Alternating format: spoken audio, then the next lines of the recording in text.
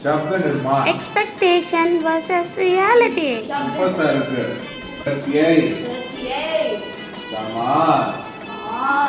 புரியுதா படிக்கிறீங்களா शब्द निर्माण उपसर्ग प्रत्यय समास हिंदी படிக்கிறீங்களா என்னடா ஏதோ மாவாட்டி இருக்க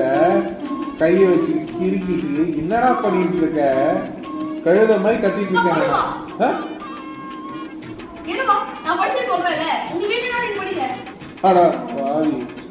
எங்க இவன் டேய் நீ என்ன சுத்தமா திரும்பியே உட்கார்ந்துருக்க ஒருத்தனா நீ படிச்சுக்கோன்னு சொல்றான்